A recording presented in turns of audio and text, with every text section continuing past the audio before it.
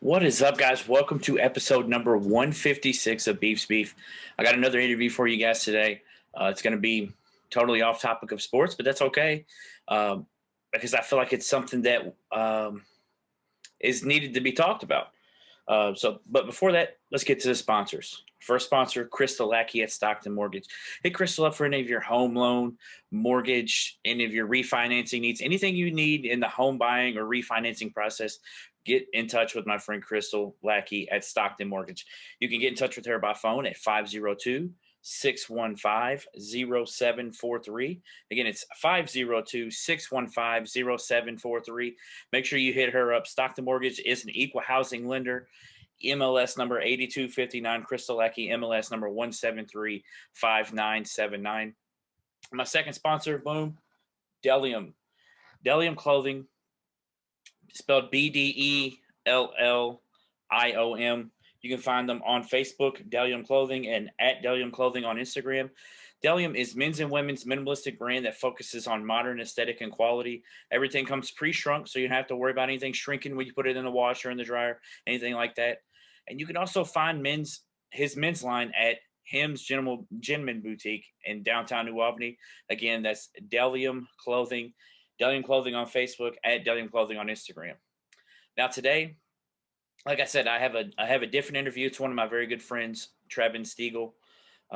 He does a lot of sound and video work for different avenues and different things like that. He lives in the Nashville area.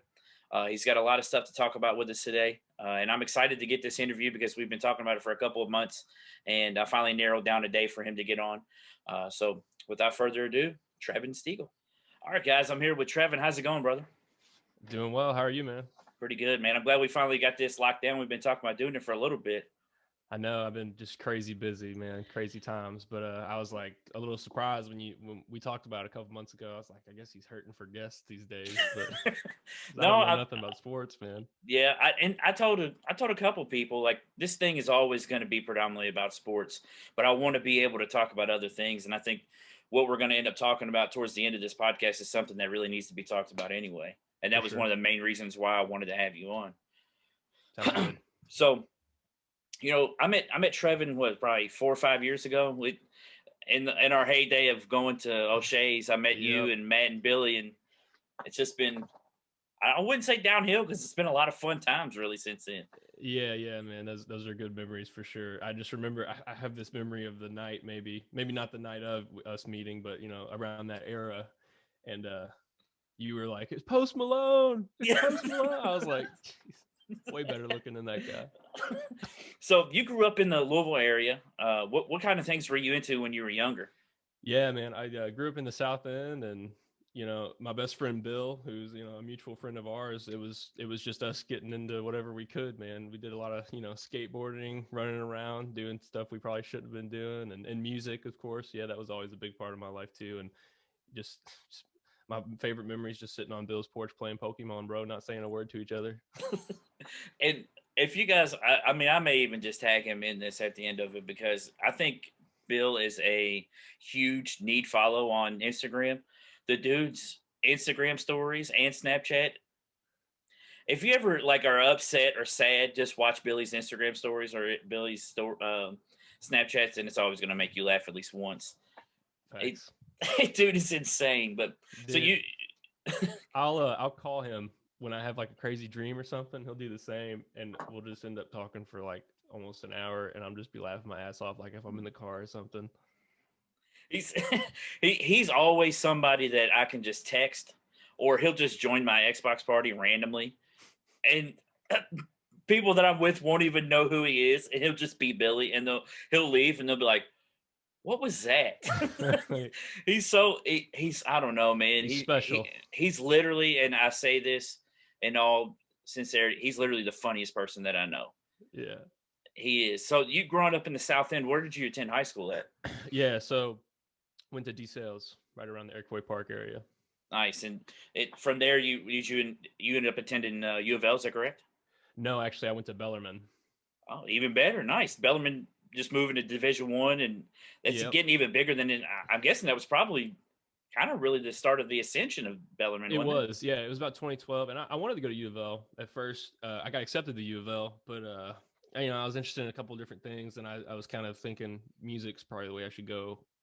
Not quite thinking about it at the time, not quite thinking about audio and like kind of what I do now, but yeah, it just worked out that way. But yeah, that was kind of like the come up, I think, for really for the basketball team. They were popping off at the time, and they had some other solid sport programs. Their soccer team was good. I hung out a lot with the lacrosse people as well. They were okay, but you know, So what did you major in, and what year did you end up graduating from there?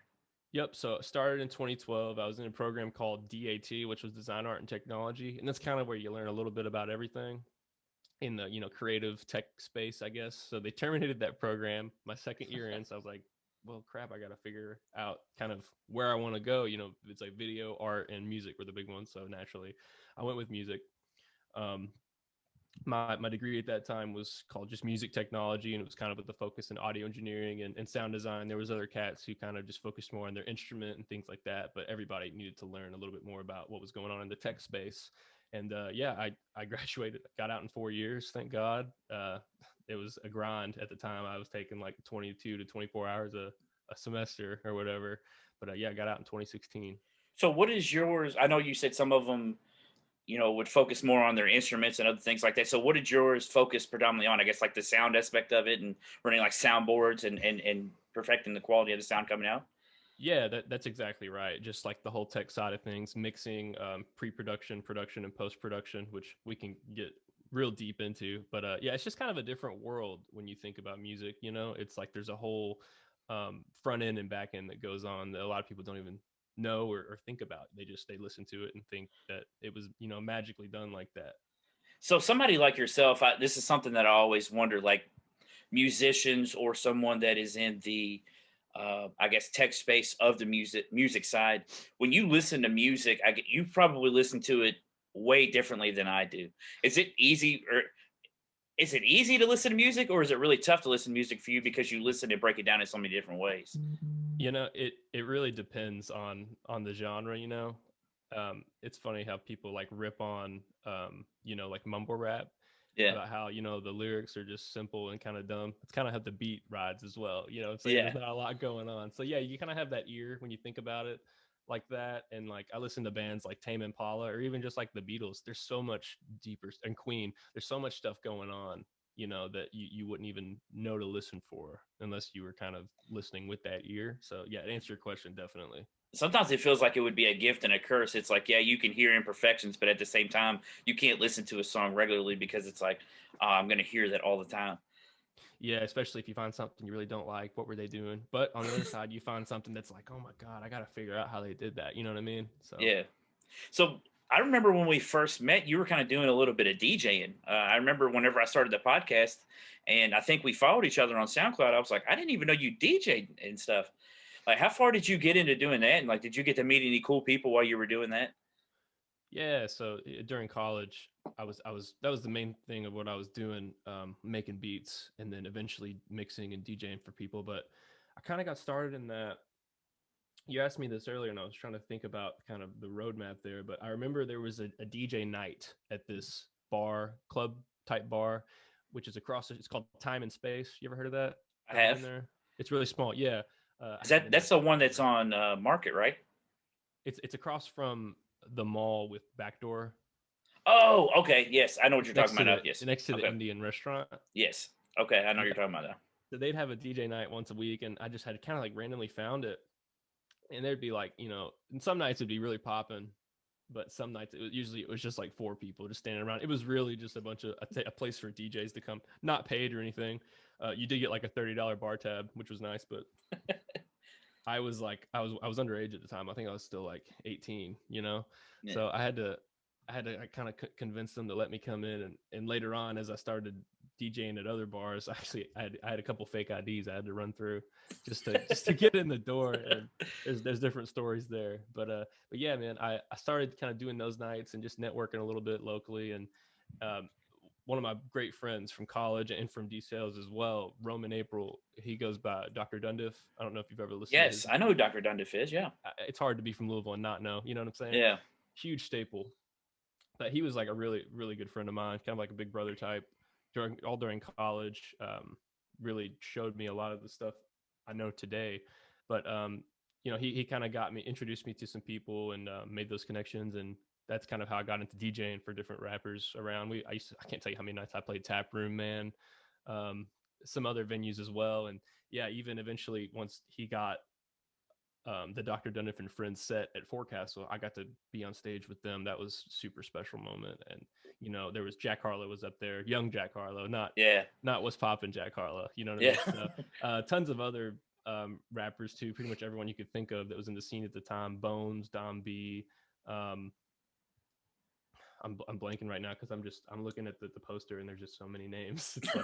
It's like all of Louisville hip hop pretty much was up there. So that was really, and I wasn't doing anything too special. I was just scratching some records, bobbing my head, looking pretty. So it was just still super cool. But yeah, man, I can't tell you how many nights I would get off class at like 8 after being there all day, drive straight to the bar and set up my stuff and get done at like 3 a.m, drive back home to with Bill and Matt and Levi when I was living with them, and it's just madness. Well, it's crazy. I mean, I don't know if you'll agree with this, but I know that when it comes to doing the podcast and when it gets to this part, like leading up to it, it's like, man, it's getting kind of tiring. But once you get there and you start doing it, it's like you don't even feel anything, man. You're literally like, man, this is awesome. I'm having a great time. Yeah. And then when you're done, you're like, all right, I am tired, but that was a blast, and I'm glad that I did it. Yeah, man, it's all about, work, developing that routine. It's just like a muscle, you know what I'm saying? It's just the more you flex it, the stronger it gets. And it was just a part of my life then. But I couldn't imagine grinding like that every night now. No, at 32 years old, there's no way that I could do anything like I did 5, 6, 7 years ago. So while you were in college, you were doing an internship with the Country Music Hall of Fame. Is that right? Yeah, man. So it's, I was in college. I didn't have like a clear path set up. I should have probably, looking back, if you're in college and you're listening to this, figure out what you're going to do before you leave college. Pretty good advice. So yeah, honestly, I think it was, I can't remember if it was my sophomore or my junior year. I just kind of start banging out letters to music companies around the Louisville area. And naturally, you think Nashville, it's like Music City, right? So Yeah. I applied to some I was just like literally Googling internships, and I sent several out. And I think that the Hall of Fame, the Country Music Hall of Fame, was maybe the first one or the only one, I can't remember, to hit me back and, accept me for a position there. It was called a recorded sound internship. Really, it was just kind of practicing what I ended up doing once I got a job there, which we'll get into later. And that was really cool. I would drive down there during the summer. I think at the time, so I was parking cars at the Marriott downtown in Louisville, like 3 or 4 days a week. And then when the weekend, Thursday or Friday hit, I drive down to Nashville, stay at this place that was like a hostel. Literally, it was like an old dorm room they had converted to a hostel.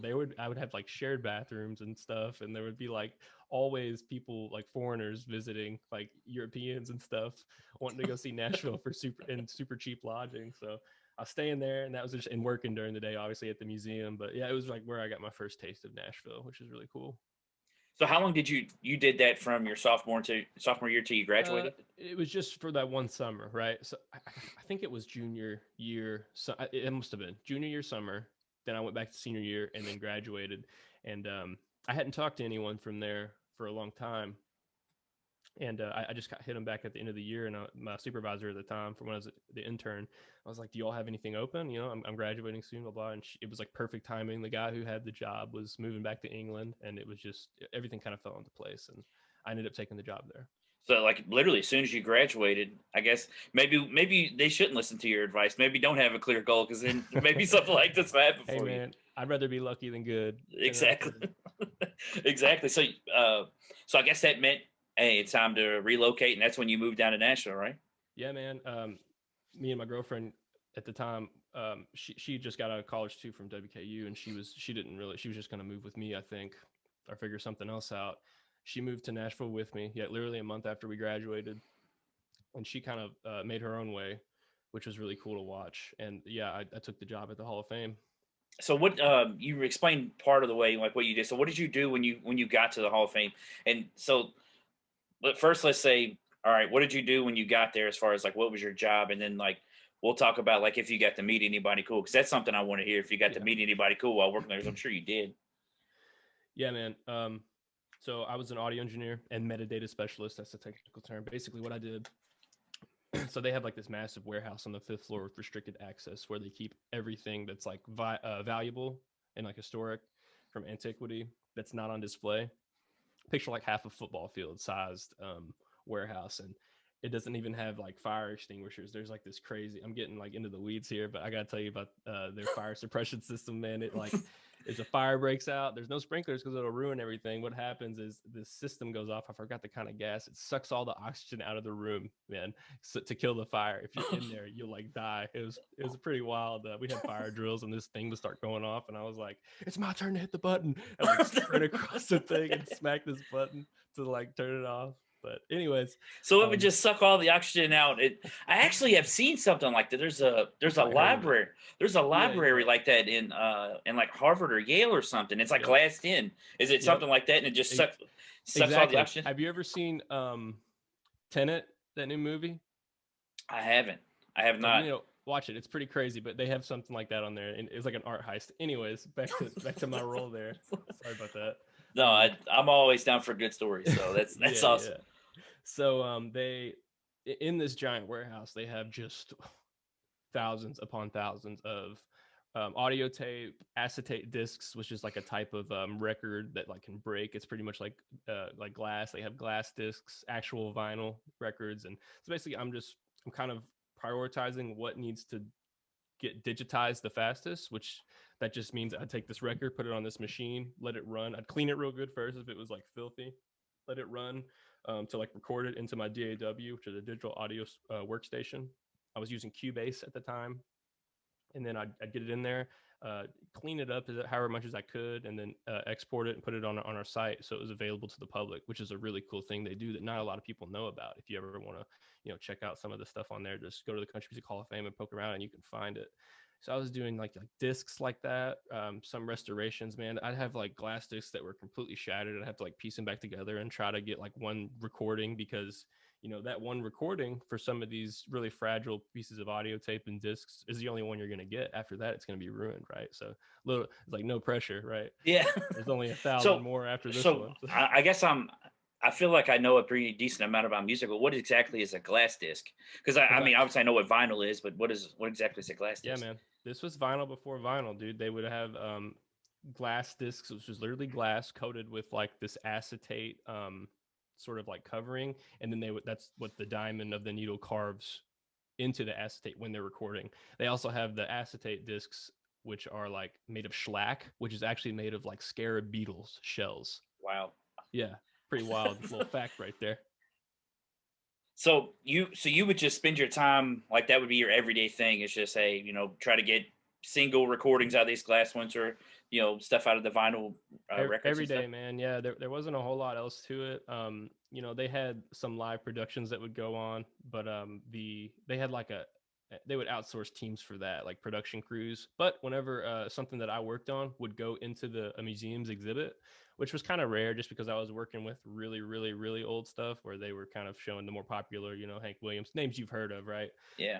But whenever something I worked on got to go up in the museum, I'd do like a little bit of a special, presentation for it and get it prepped. And then, hundreds of people would get to see something that, I worked on. And that's kind of what like kept my creative juices going when I was there, because it was kind of monotonous the day to day, it was the same thing over and over. Was there ever one that you remembered being like, I mean, obviously you were careful with all of them. Was there ever one that you were like, oh, this is pretty insane that I'm working on this one?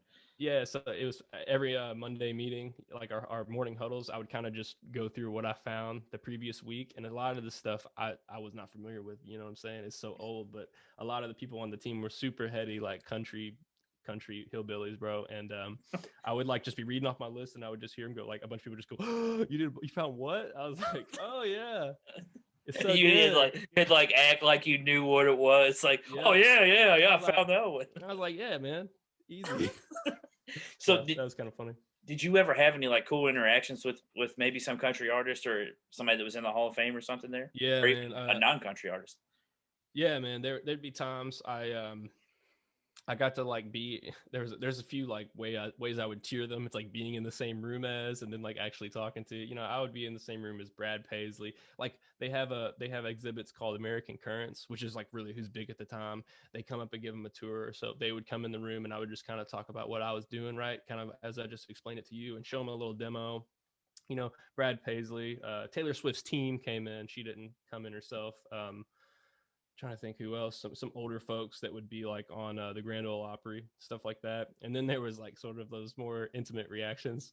I remember I was getting on the elevator one time, and there was a group of guys on there, and I was like kind of looking at my phone. It was the end of the day, and I look up and I was in the elevator with Alabama, the band, which is pretty wild. And they're just like looking at me, and I start talking to them finally. And then another cool one, we would have these big parties when we would launch exhibits. Awesome, like open bar, really sweet. Yeah, yeah. And I'm up there one time doing something for Waylon Jennings.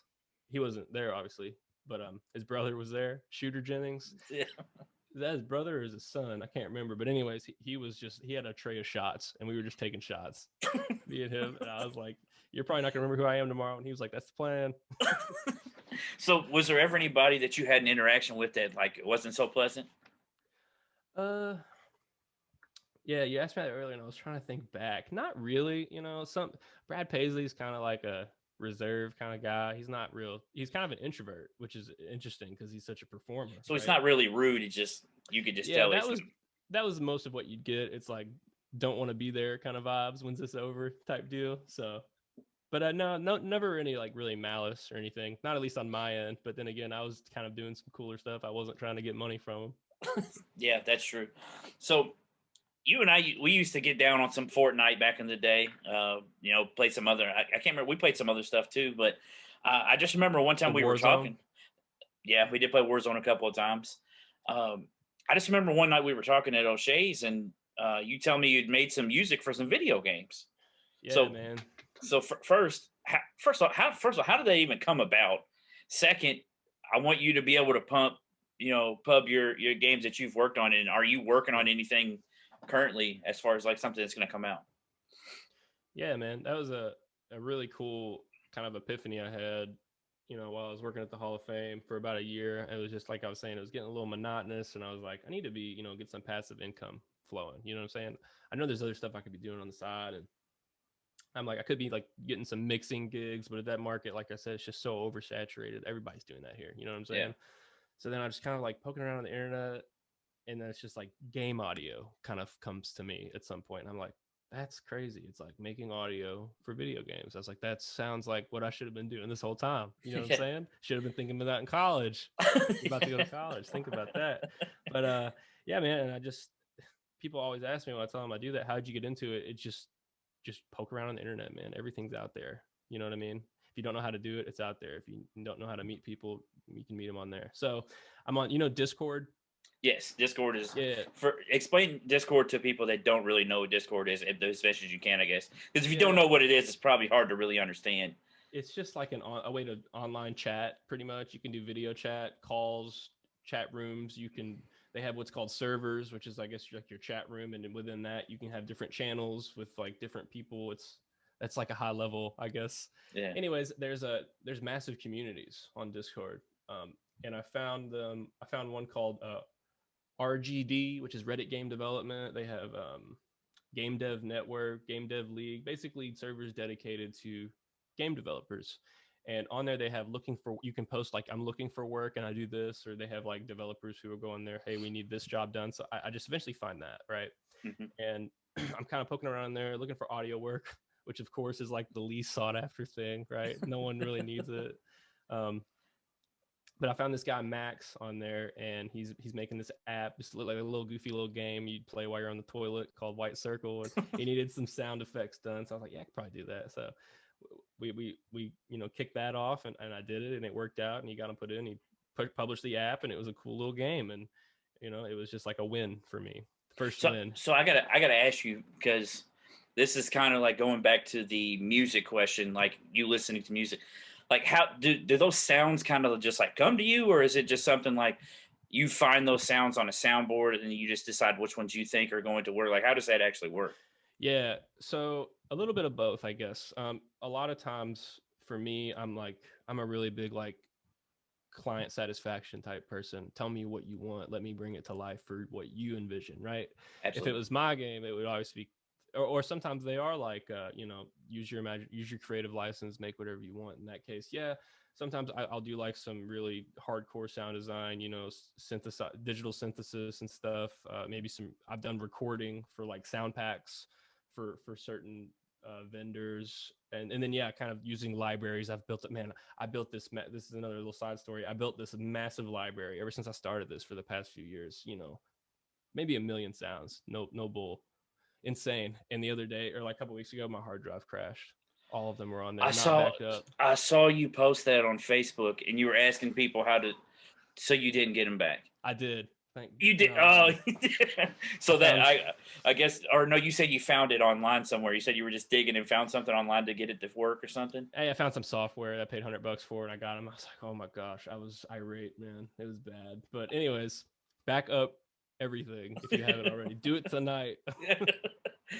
So, anyways, yeah, I make this app with this dude, and then this guy Max, and we formed kind of like a really solid friendship. Like I'll say right now, I would like go to this guy's wedding. I'd invite him to mine. He lives in England. He's like, you want a full-time job? And I was like, really? And I was like, full-time really just means like I'll send you steady work as I get it. So he wants to make this creative agency, right? Sort of like by game developers for game developers, if you want to say that, where it's like, hey man, I need this done end to end a game. Yep, we can do it. We have all these different roles. Or I just need some audio work. Yep, we can do that. You know what I'm saying? It's a really cool business model like that. So after I got on with him, the work would just steadily kind of come in here and there. Audio work, doing video games. I worked on, it was all indie games, nothing anybody would have ever heard of, but like more of those like toilet games you'd kind of play on your phone. Some really cool ones that were kind of like, I can't remember the name of it right now, which is awful, but it's kind of like a Zelda style type game, which is really cool to do. And I'm working on right now called Kintera. It's like it's kind of like a tower defense type puzzle, Hearthstone type game. It's really cool. I'll send it to you Absolutely, yeah. after it comes out. But yeah, man, it's really cool to have that resource and have that steadily come in. So how does getting paid for something like that work? Is it something like you'll get paid when you're completely done? Is it, and like you just like log all of your hours that you do, or is it like, hey, I worked this amount this week, and or how does that work? Yeah, that's the cool thing about freelancing, man. You set your own rates and you decide those payment models. But, I'm the type where, like I said, it's client satisfaction. Winning the gig is half the battle. You know what I'm saying?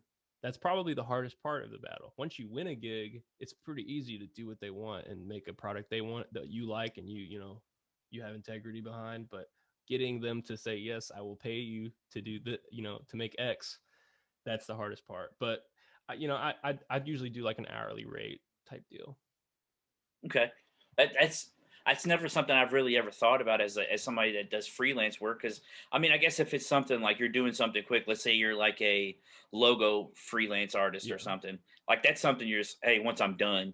Unless it's something Yeah. like you're creating a whole catalog, but when you're creating sounds for a game, I mean, you can't just say, "Yeah, just go ahead and pay me at the end for spending all that time doing that." Totally. Yeah. No. And we learned that, man. We Yeah, learned we had plenty of ghosts come through, and I'm like, dang. Well, we'll just throw it in the portfolio. You know what I'm saying? But yeah, half up front. That's a pretty good rule of thumb. 30% maybe. Something up front. They got to put a little skin in the game before you start spending all that time. so I'm guessing. So is making games for him, has that been seen by other people to where you're making stuff for other people, or are you just strictly working for him as far as like game sounds go? Do you mean like does it have my name on it? No, I mean, so like, I know you made that first game, the White Circle game. Now, making that for him, I know you said you moved forward and have stayed with him predominantly. Has that put your name out for other people that maybe you've heard something from other people, or are you just strictly working with him now? Definitely. And he made that one game. That was the only game that he's made. Now he's running this creative agency. And the game developers kind of come to us. But yeah, it's definitely been a lot of word of mouth through them. But I'm loyal, man. I always say if you want to work with me, that's great. I'm gonna push you to, this agency and you can work with me through that. Right. That's just how it's worked. You know what I mean? I So mean, I'll always be I loyal. respect that. I mean, the guy believed in you in the very beginning, Yes. and it's something I can get behind that. I mean, of course, there's always going to be something that maybe at the end gets you away from that, but that guy believed in you before anybody else did. Yeah, man. And there's been times where, we've had clients that he didn't agree with, and it's like, well, I don't want to lose this job, so I'm going to do it, and I'm going to still give you your 30%. You know what I'm saying? Yeah. So, um, I know at this point you kind of were you'd spoken to me where how you were trying to get more into the freelance like networking stuff in Nashville. Like, did you do anything I guess to kind of get your name out there more? Yeah, man, that's a great question. So just kind of jumping back to like where I was still at the Hall of Fame at this time. I was there for 3 years total. 2017, we'll say, I started doing the game audio thing. I'm trying to get, a little passive income, just building my skills. That's all online, right? I'm like, I need to be doing something locally, man. I'm in Nashville, right? So we'll say now it's maybe like 2018. So I just start cold emailing all these studios in town. And man, I'm telling you, I wrote like the best damn cold email a person in my shoes ever could have written. It was perfect. Uh, Sent probably, maybe 12 or 15 studios, heard back from maybe three, heard back from like three or four. And two of those wanted to like set up a meeting, right? Lunch meeting. Uh, one a really big studio, and we met up. Nothing really ever came from it. They didn't have a need for me. But one guy, he had kind of a mid-level size type studio. We got lunch, hung out, man, and we're going to get lunch again next week. He's thrown me so much work, mainly in the way of like studio stuff, like VO recording for TV and radio spots. Not a lot of music stuff. I've done some. He does like mobile recording, like for award shows and stuff like that. He's always on the road doing that. I've done a little bit of post production for those. He's done movies. Haven't got to work on any cool movies yet, but like some movies like Amazon originals and stuff like that. So he knows his stuff, and he's been like a really great friend So and he'll do mentor to like me. a voiceover of like the trailer and stuff for him. Not him. Well, we have voiceover artists. Okay, so you just kind of edit the voiceover and the sound and the production with all Kind of, that. yeah, record them, make sure that the way they're voice acting is aligned with kind of what the producer has in the script, make sure the tone and the vibe is right, all that, kind of like playing producer, to like speaking to them while they're in the booth, stuff like that, and recording, and then later on throwing it all together. Trailers, like you said, radio spots, man, a lot. Political season is like hell here because they all go to him, and I'm just doing all these like Donald Trump wants to do what. Yeah. I can like I the biggest thing, man, with some of those like mudslinging, and it's both sides. It I is. don't understand how you could record that stuff and not laugh in the middle of the recording. I Like, am. yeah, Some of them are absurd, man. I'm just like rubbing my eyebrows this whole time, and then the voiceover artist comes out and we talk about how ridiculous it was, and it's fun, man. it's funny to think about. I guess at that point when you're a voiceover artist, you're just like, oh yeah, you'll pay me. Yeah, cool, that's You fine. Yeah, you're a vehicle for other people, man. You are a voice for other people, truly. yeah. I mean, you think of guys like the Buffer brothers, the UFC and the boxing guys. Yeah, I mean, Michael Buffer gets paid, or Bruce Buffer gets paid $1 million every time he says, "Let's get ready to rumble." That's gold. insane to think about. Yeah, he says, "Let's get." It's like five That's words, and he 5 gets words. paid. Yeah, he gets paid $1 million, $200,000 a Must be word. nice. Yeah, Yeah, yeah. I mean, you Woo. break down all these like athletes and stuff. They're like, "Oh, it's making this much a second." He's making $200,000 a word. Let's see someone beat that one. That's Yeah. yeah.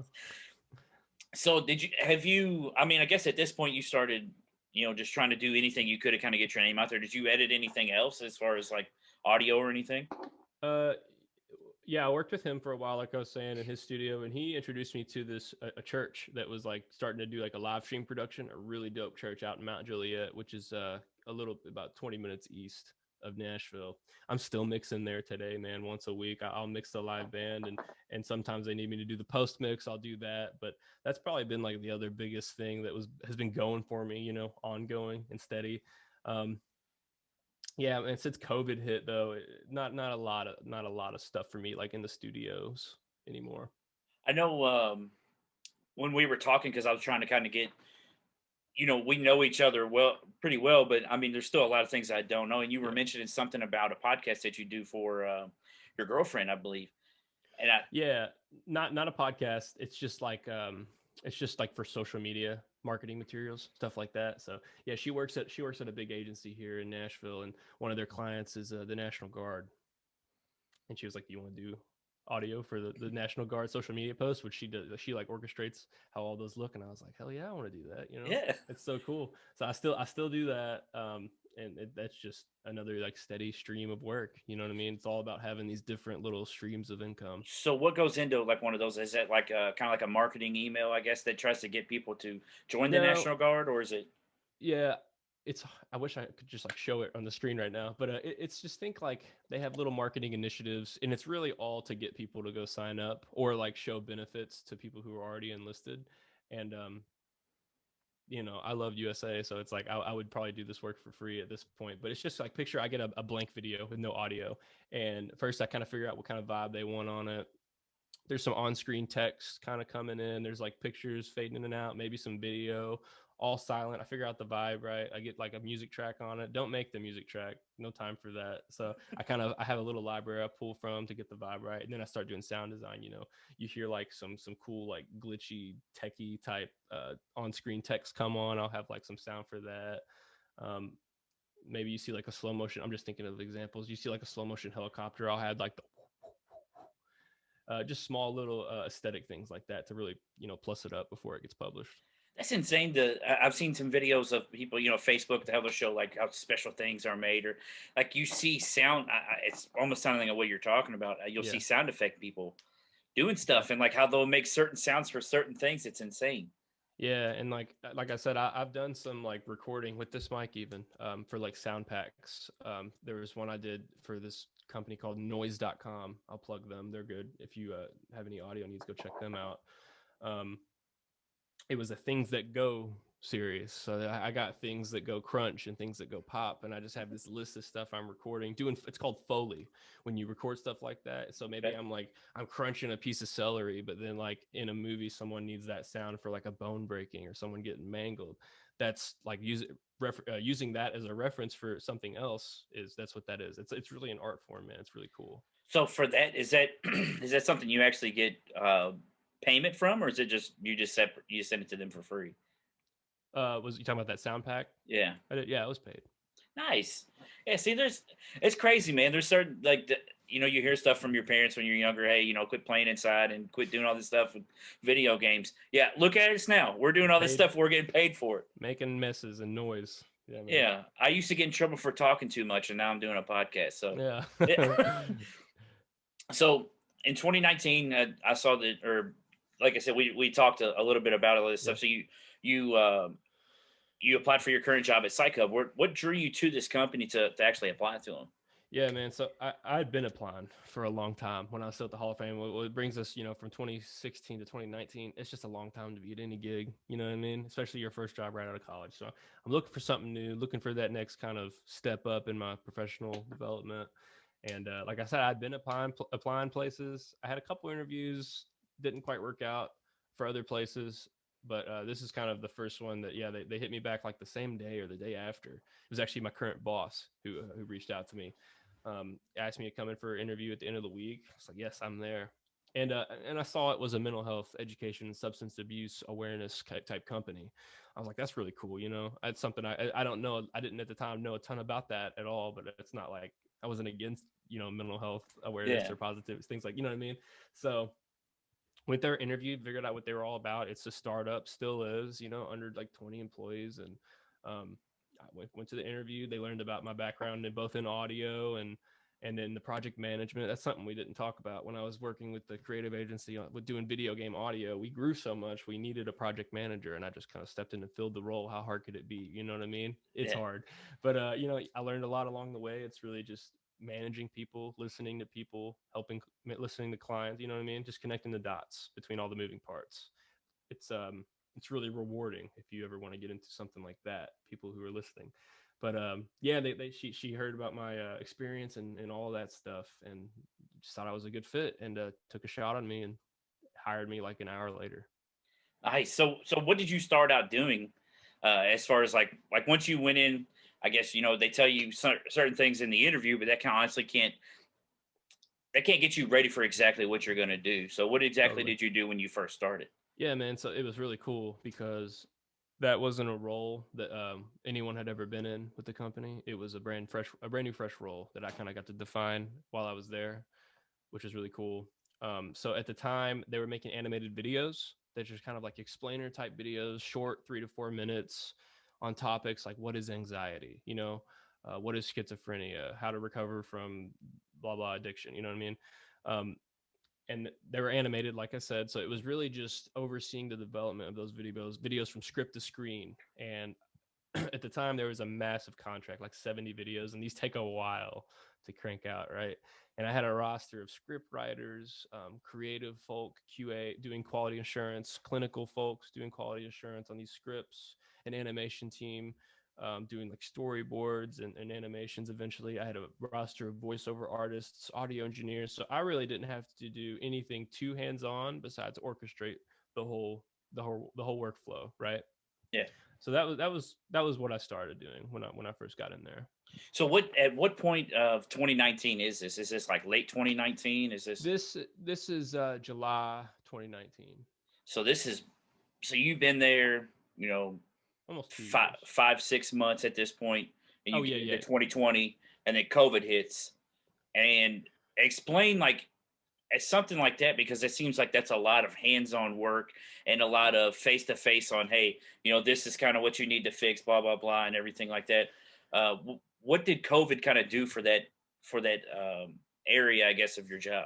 Yeah, so at this point, and we had begun building out our team slowly but surely. Like I said, we're a startup, so it's scrappy. You got to be able to fill multiple roles and responsibilities. So at this point, our clinical team was building, and this is just a team of in-house clinical experts on mental health. They're mental social workers. Some are trained therapists, things like that. They can look at a script and tell me this is not realistic. This is not uh, engaging. This is inappropriate. Things like that from the script writer.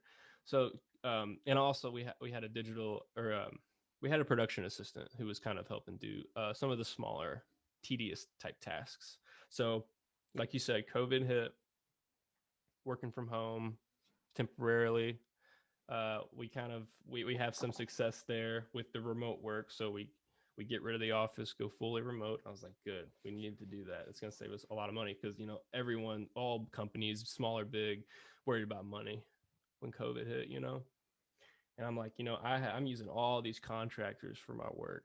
It's a lot of money. What can we bring in? So we bring in the script writing aspect for these videos. We bring in the audio production. That's my background. I can handle that. It's a lot of work. It's pretty much another job, but I was like, let's do it. We bring in all like the creative and clinical quality assurance. Pretty much the only thing that we don't do in-house fully is the voiceover. We can, but we have this roster of artists and it's fairly inexpensive. And we have the animation team who we still use. So yeah, brought all that in, man. Saved us a lot of money. Maybe I'm not going to say it saved someone's salary. I pay for someone's salary, but I just know it was not overlooked that it was helpful. So I felt good. All right, so being a podcaster myself, I thought it was kind of interesting to see that you guys have your own podcast, and I noticed that you were actually involved in that process. I mean, you guys have had some really big guests. I mean, platinum recording artist Josh Groban, which you and I talked about. I'd like for you to kind of touch on that one a little bit. New York Times bestseller, NBC nightly news anchor, and many others on that podcast, which you actually edited that, right? That's correct. Yeah. So we launched this actually two podcasts, and I'll talk about them a little bit. One's called The Future of Mental Health, where we have those bigger names on, and one's called Ask the Expert, which is like exclusively in partnership with Columbia University Department of Psychiatry. We had different experts from that organization come in and talk about the different facets of mental health that they're experts in. So yeah, the bigger one, The Future of Mental Health, that was really cool. Excuse me, to see launch. We have these big names come in, like you said, Josh Groban, Katie Couric, and we have plenty more on the horizon. Kind of come in and talk about their experiences with mental health, them being open about talking about that, and just realizing there's a need. It's truly an epidemic within a pandemic, right? Um, we talk about their involvement in their industries and how they're trying to help get the word out about mental health there, and what we're doing at PsyCub and kind of what we need to be doing to amplify mental health awareness in the space in general as well as these specialized spaces. And yeah, like you said, I do get to do some editing and mixing on that podcast, which is really cool. So you just do strictly editing and stuff. You don't ever really get to meet any of the guests that come on there. I do meet them. like before the podcast kicks off, we kind of get them all set up, and we just do a little bit of niceties and chatting and stuff like that. So yeah, they get to introduce myself and things like that, which is really cool. Josh Groban's was really cool, like you mentioned, highlighting that one. This is not it's not really talked about in that space, you know, of music in general. It's such like a he talked about when you get that big, he achieved a high level of success, right? When you get that big, people don't care about your mental health, right? So him talking about, you know, his experiences, how he's dealt with it, how other people can deal with it that are kind of on a path similar to his, it was really cool to see and hear. It's yeah, that's something that gets forgotten when you become famous. They think that money can buy whatever happiness, and that's the old cliche, money can't buy happiness, is actually really true. I mean, there's so many things. You look at Yeah. somebody like Kanye West, who, you know, his mother passes away, and I mean, he seems like he's got. Oh, the cat's been there for a while. It's all good. The cat's been there for a while. It's been Okay. awesome stuff. Um, and you see, I mean, you see athletes maybe get into it with, you know, someone in the crowd, and they're like, well, you get paid all that money. It's like, just because I get paid all that type of money doesn't mean that you can speak to me any way you want to, or doesn't mean that I won't get Right. upset about certain things. Yeah, man. I mean, money, I look at it like this, and I think a lot of people in that position do too. Money buys freedom, right? What you do with that freedom, that is going to be your key to happiness or your key to, you know, disdain. But I think a lot of people who work really hard, professional athletes, even like these gamers and Twitch streamers who make all this money, it's like, man, you get paid millions just to play a video game. I'm sure that there's a ton more behind the scenes that we don't Yeah. see, you know, that contribute to stress, anxiety, things like that. So Yeah. I mean, again, I don't get paid millions to do this, and you don't get paid millions to do what you do. that's right. But there's not people don't realize how much work it is to do something like this. And Yeah. I don't, and I talk to you, and I have some respect for it because I know I can kind of understand some of it, but some of it, I have no idea what you're even talking about, like as far as like how hard it is. And that's Yeah. why another reason why I wanted to get you on, because I feel like in some aspects, a lot of people don't really respect or the difficulty for certain things, and they think that just because of where we are now, things are just going to happen. Yeah, I know. I hear what you're saying. It just goes back to the old thing, you know, treat people how you want to be treated, respect it, you know, treat the janitor like you treat the CEO. Everybody's, you know, just because you aren't going through something doesn't mean someone else, you know, isn't. Yeah. So, what other things do you all do to kind of help mental awarenesses? I know you brought up the animated shorts, the two podcasts. What else are you guys doing? Yeah, so we make those free videos, which they still come in. Some of them we make just on our own at cost. Some are like client requested. We work with big companies, man, like Johnson and Johnson, Janssen Neuroscience, Optum Healthcare. They'll come in and want some videos made on a particular topic. Like when COVID hit, we had to like really crank out some videos on mainly for healthcare workers, frontline workers on, you know, they need to be getting sleep, they need to be maintaining their relationships, they need to be managing their stress and anxiety, things like that. We create these courses which are mainly for healthcare providers on evidence-based practices, how they can like really up their standard of practice. We make them for providers, and like I said, we make them for ancillary staff. So that's like the janitors, the cafeteria people in hospitals. They need to be competent in mental health, and like the people who they're treating. We make courses for people like you and me. You know what I'm saying? Regular mental health competency practices. We make them for coaches, teachers, you know, various staff like that. So it's everybody can benefit from it. We make those courses, man. We make these videos. There's even videos within the courses. The courses are really cool. So if you work in that space, you know, I encourage you to go over to Psych Hub and check those out. Seriously, we have Psych Hub certifications as well as a number of other, you know, continuing education credits you can earn that way.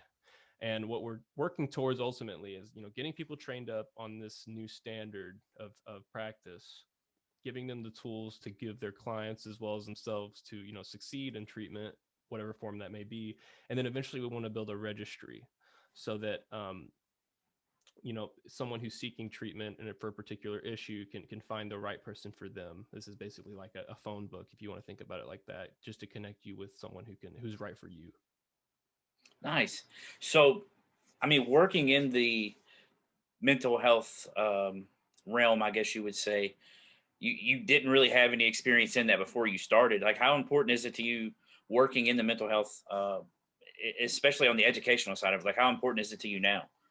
Yeah, man. I mean, I've never really struggled too hard with mental health, right? You know, I get stress and anxiety just like everybody else, you know, but never to a degree where I thought I needed to seek treatment. But I also was never very like aware of how I was feeling. So, you know, I've learned so much since working there.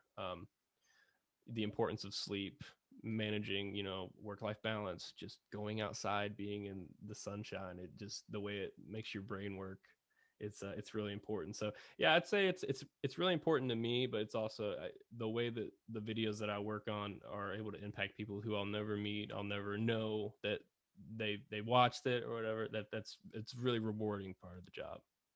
Yeah, that's something, when you're a kid, you say, I can't wait to be a grown up and do all this. And you don't realize as a kid how many things that, Yeah. Adults really go through. And it's, I think, something that is starting to come to the forefront, but is still not being talked about enough is mental And health that's awareness. You're totally right, and that's another big part of our mission. I think, like I said, these courses that we offer there, and even the videos there, a lot of them are geared towards children, but also teachers, and then those teachers can, you know, go on to at an early age instill that within classrooms. So Absolutely. it's all cyclical, and it all, you know, isn't for the betterment of everyone. So is there anything that like exciting you have on the horizon that you can speak on for either, yourself or like what your company's doing? In PsyCub, it's right now, it's just doing more of the same of what we're doing now, just continuing to reach people in these different mediums, the podcast, the videos, this, that, and the other, growing as a company. We're working on right now a pretty big COVID response, namely for the vaccines that are rolling out. I can't talk too much about that. It's still pretty young, but yeah, that's the main things with PsychHub that are on the horizon for me personally. Like I was saying earlier, more of the same, just keeping that passive income coming in. I'm working on a game right now. We were talking a little bit about earlier. It's pretty cool. Um, yeah, that's Is about it, there man. is there a tentative release date for that, or is it just, hey, when it For gets this done? game, it's on Steam. It's called Quintera. It's got a Steam page. It's not up yet, right? You can't Mhm. play it, but it's Quinterra. There's some trailers on there that we actually made as well. You can check out. I'll have to- Another game I worked on that was really cool. I couldn't remember the name earlier. That's a Zelda type game. It's called The Forbidden Arts. It's actually on the Nintendo Switch and Xbox, anywhere you get games as well, Nice. Yeah, send me the name. I'll check it out. Maybe I'll go ahead and buy it whenever I get off here. for sure. Play it out. And so you did the sound for that game, or sound effects, I guess. That's right. Yep. Sound design. Didn't do any music for any of the ones I just mentioned, but that's another thing I do. Another game I worked on actually where I did do music. It failed miserably. It was called Tech Corp. It's kind of like this. It's like imagine The Sims, but you're building a tech startup like in Silicon Valley. It was really cool, but it just didn't pan out well. But yeah, I did some music for that and some sound effects. So yeah. So when you make these games, do you get free copies of them? Usually, yeah, yeah. Pretty much always, yeah. I mean, I guess that'd be pretty cool. You just like someone comes over, you're just like playing a game. You're like, "What is this?" You're like, "Oh, Yeah, I did this game." Yeah. yeah. Well, usually they'll give me a playable copy so I can, you know, see how the sounds work in game and kind of QA myself in that way. That's just like a development thing. But then once it comes out, yeah, they'll throw me some keys. Nice. That's awesome. So I got one more part for you, man. It's a little fun part. We do the rapid fire questions. These are this is sponsored by Mike and Cheese. Mike and Cheese, best mac and cheese in town. You've probably seen me share the pictures on my Facebook. Mike and Cheese does free delivery to the Louisville and Southern Indiana area. It's a $15 minimum. You can call them at 502-548-6845. Make sure you try the Beef's Beef Pizza Mac. I'll do another giveaway for that soon. But really, you're not going to go wrong with any of them. So, but let's get into the rapid fire questions. You're familiar with rapid fire. I give you the question. You say the first thing comes to your mind. Yep. All right. Pizza or tacos? Pizza. All right. Wings or burgers? Wings. All right. Now with those wings, you gonna go drums or you gonna go flats? I'll do either, but I prefer flats. More Right meat. there. I'm right there with you. Yeah, yeah. I'll eat either one of them, but if I'm going flats They're as all well. getting consumed, brother. Yeah, they're all gonna get eaten. Here's one I don't have on there. What's your favorite wing flavor? Ooh, my girlfriend's dad makes these dry rub wings, ghost pepper dry rub flakes. I'm gonna call them that ghost peppy. I gotta get them ghost peppy wings, baby. Yeah, that sounds a little too hot for me. It's hot. Yeah, it sounds really hot. All right, this is a big one for me right here: French fries or tater tots. French fries, of course. Okay, thank you. I'm really glad you said it that way as well, because there's some people that, yeah. All right, favorite movie. First thing comes to mind, Drive. I watched that recently. With Ryan Gosling. Okay, is that really a favorite movie, or is it just like, man, that was pretty good? Yeah, man, that's such a hard question. It's just like whatever you said, whatever popped into mind. I like it. All right, there we go. Hey, that is what I said. All right, favorite musical artist all time, and then one current. Oh, that's bad. All time. This always changes, man. I swear you could ask me this next week and I'd have a different answer. Favorite musical artist of all time. I'm gonna go Black Milk. He's a really dope producer and rapper. Okay. And what about currently, like somebody newer school? Yeah, newer. I've been listening to a lot of Tame Impala recently, and Story of the Year too. I haven't heard that name in a long time. Yeah. Story of the Year. Yeah, I just been listening to it so much lately. I don't know. I'm on that kick. Favorite album all time, and then a current one. Probably the Tame Impala Currents album. I don't know if you're a big Tame Impala fan, but it's just one guy, and it's just the way that he goes about it. Like you said, listening to it with that audio ear. You know what I'm saying? Audio engineer ear. The stuff he does is just so good. So what about all time? All time, probably Zeppelin. Nice. All right, what's your biggest fear? Biggest fear, man? Probably like I don't like snakes at all, but I don't like snakes. But I'm also pretty scared of that call of the void. You know, when you're driving down the road and you just think what would happen if you just turned into the oncoming traffic. That's that's one answer since I've been asking these that I have not gotten. Yeah, it's like that's pretty scary. Like, what if I did do that? Oh man, what's your favorite flavor of ice cream? Anything with peanut butter. All right, this is the last one here. So, we'll go favorite restaurant in Louisville first. What's your favorite restaurant in Louisville? Favorite restaurant in Louisville? Dang. This is hard because there's so many new places I haven't got to try yet in Louisville. Well, that's what I'm saying. This is just what yours was, but we'll even leave those newer ones out. So no one hold it against him because he's lived in Nashville for a few years. So if he doesn't name something new that you hipsters are on. All right. Probably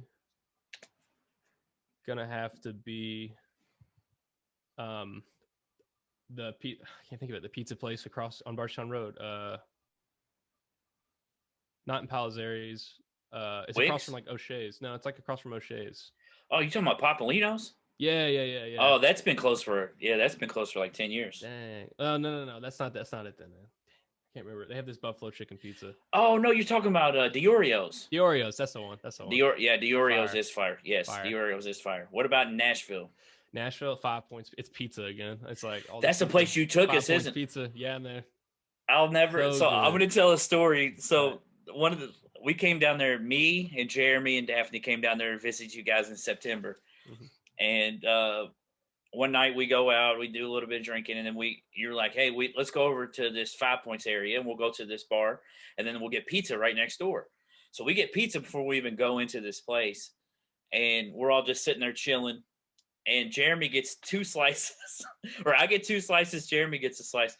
Jeremy drops his slice of pizza on the ground, and he was like, he didn't have a slice of pizza, and I gave my other slice to a homeless person. So Jeremy's just like sitting there with no pizza, like super bummed out, and the line was so long. Yeah, it's like walk up style. You know what I'm saying? It looks like Spinelli's pizza, but it tastes 1,000 times better than Spinelli's pizza. So it's heavenly, man. And since COVID happened, you can't even get curbside. I don't think you got to like order it. That sucks. That pizza was, it was super good. It was crazy how it was because it was the big New York style slices, but the crust is like crunchy, and it was super good. It's really good. All right, Trev, I appreciate you taking time out, man. if you guys notice, there's a pause in the middle. I had to go to the bathroom. It wasn't his fault, I promise. I had to go to the bathroom. Then my sign fell down. I was completely falling apart. So if there's a weird pause in the middle that maybe I didn't know, or that maybe I didn't, I paused it too early, it's my fault. So, Trev, I appreciate you coming on and talk about what you do, man. I knew when we talked about it on Halloween, whenever I was driving you out there home, I was like, I feel like I need to get him on here and talk about that, because that's something that, you know, I don't always have to talk about sports, and mental health is something that definitely needs to be talked about a lot more. Yeah, man, and it's huge in sports. You know, I think more and more people are talking about it, and there doesn't need to be this weird stigma, especially for men. You know, kind of like being vulnerable and talking about how you're feeling. That's something I've found. Just speaking what's on your mind to somebody, it can do wonders for your brain science. That's crazy. You just mentioned that word, being vulnerable, because I whenever I speak to people about it, because it's something that as I've gotten older, there is that stigma when you're a man of, oh, you shouldn't cry, you shouldn't show any soft emotion. Yeah, be a man. Yeah, vulnerability is the biggest problem when it comes to this. I would say right now, it's at least this country. I mean, being vulnerable and caring for other people and just seeing stuff through other people's eyes would change a lot of things. Yeah, man, and just saying something out loud to someone and knowing that they understand what you're, what I'm saying, knowing that someone else knows what you know, if that makes sense. Yeah. It just does something to your brain, like literally, scientifically, like chemically. And then also when someone, like has something to say to you, really listening and understanding. Absolutely. Well, Trev, again, I said it 4 times, but I really do appreciate you coming on. Anytime. I got to give Trev credit, because I never did whenever it happened. Trev actually, the very first episode that I did with Denny Crum, Trev actually edited for me.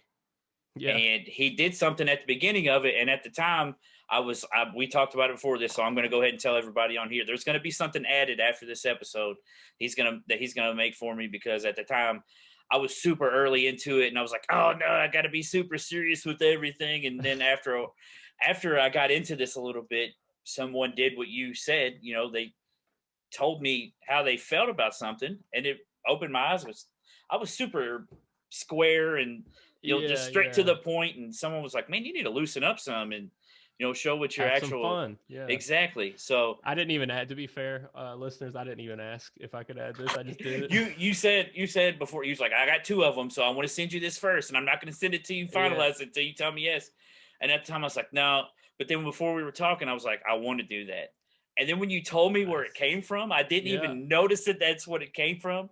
So it made it even better than once I found that out. The first time you drop it in an episode, we should have a video clip in of the video. And then after that, it's like the origin. You know what I'm saying? Yes, I'll have to. We got to get permission from the actor. Yeah, I'll have to just, I mean, I have the video still. Send that to me, man. We'll get that going. It's absolutely. But I'm going to hop off here, man. I know it's getting late where you are as well, because it's almost 11 here. But, man, I appreciate it so much. And anytime, man. Send me all the links of your stuff so that I can put them in the description of this episode as well, so I can get you guys out there, man. I appreciate it again. Have a good night, brother. Will do. See you, man. All right, see ya.